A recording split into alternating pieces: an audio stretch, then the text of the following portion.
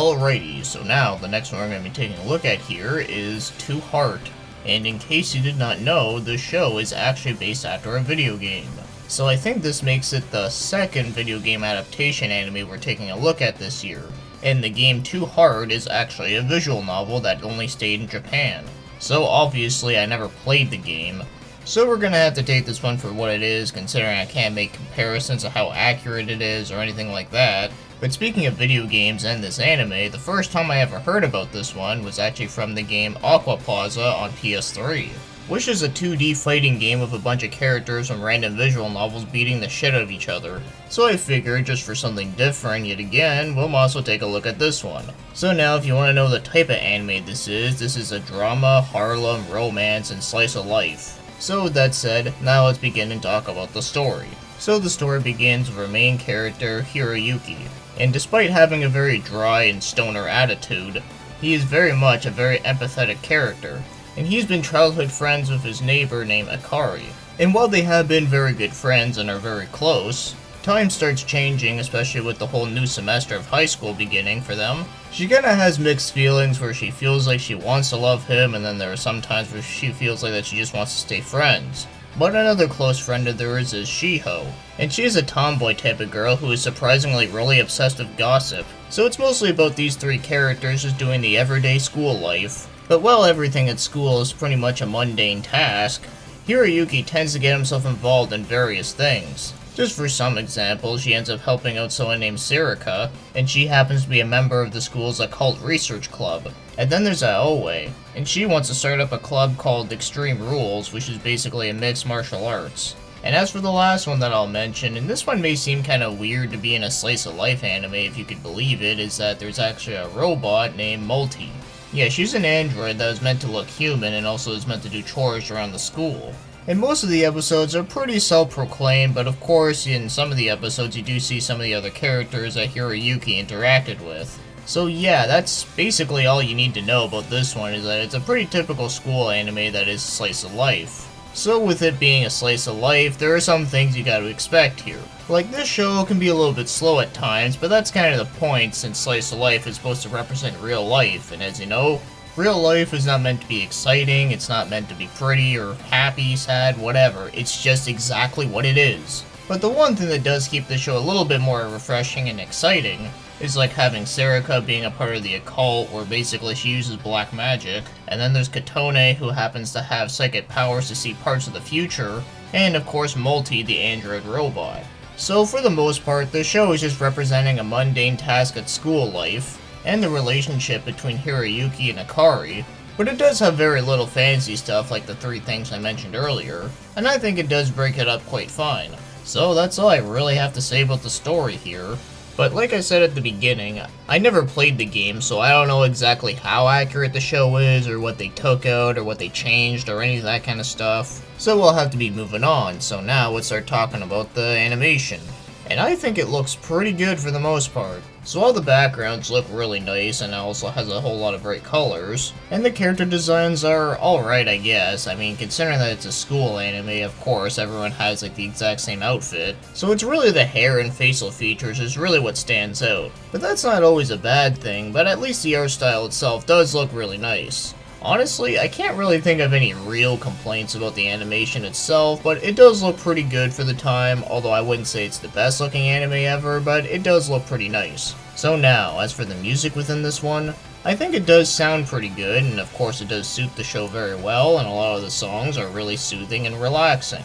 And like I said, I don't know if any of these songs were like original pieces for the anime, or if they were taken from the game itself, or even like slightly remixed or whatever.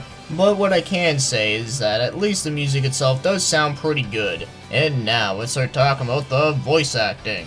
And the voices here are so meaning that it's very meh, so not good but not bad. So Hiroyuki is being played by Rich McNana. So for the most part, his voice may sound kind of plain and boring, but when you think about it, it does kind of suit the character. But of course, me with my stupid sense of humor, I kind of like to think of him as a massive pothead. considering he's always tired all the time, he's always very forgetful, and sometimes his voice kind of comes off that way. So thinking about it like that kind of makes it sound a bit more amusing than it actually is, but for the most part, I wouldn't say it's good voice acting, but I wouldn't say it's terrible either. And then Akari is being played by Deborah Rabbi. And yeah, you heard me, the same person that played Agent Aika, but this one is definitely not nearly as turds. So at first her voice is kind of okay, but then it progressively does get better, which is a good thing. So I'd probably say that her voice is probably one of the best ones within this show.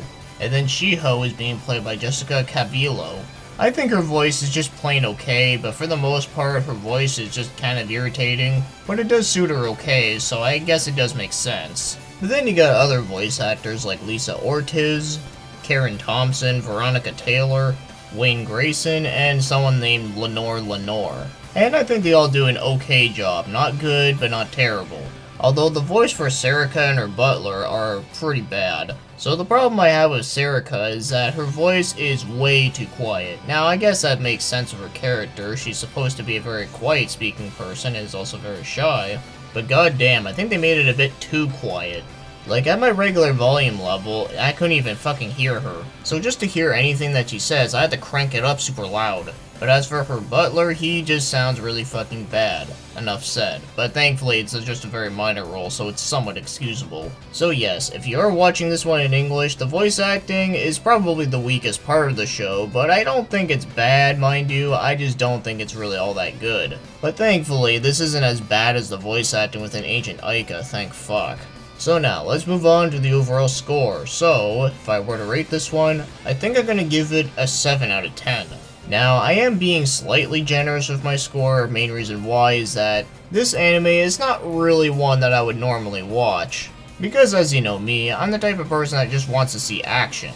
You know, whether it comes to people like beating up each other, people shooting at each other, you know, murder, death, kill, or maybe even some like Godzilla monster coming out of nowhere and just destroying everything, or even having some amusing funny shit. So that's normally the type of stuff I like to watch, but there's every once in a while I'll watch something that is completely different, and this one being one of them, and with this said, I actually did kinda like this one.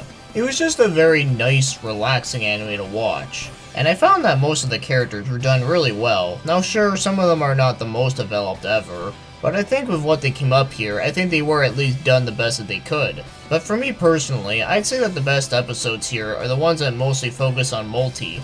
Mainly because it still has a good balance between real life shit and something that's completely different. In a way, it kinda reminds me of Chobits, but only that this show came out way before.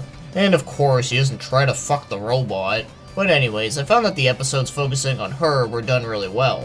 So while this anime may not be my favorite kind of show to watch, I can at least say that I did kind of enjoy it. But I have a feeling if it wasn't for the game Aqua Plaza, I probably never would have heard about it, and even if I did stumble upon it, I probably wouldn't have watched it right away. But as for recommendations, I would only recommend it if you really are a huge fan of like the school life thing, or if you're like a huge fan of slice of life animes or Harlems. Or if you want to watch something really relaxing, really lighthearted, and nothing that's like overly complicated and pretentious, then yeah, I would at least say that Two Heart is actually a pretty good one. And this is coming from someone that really isn't a huge fan of this type of anime, so with that said, I can at least say that this one was a very nice anime. So at least this one was a good surprise, unlike that stupid Agent Aika. Oh, fuck that bitch. And yeah, I have a feeling I'm going to be making fun of that one for a long while. So yes, Two Heart is not too bad at all.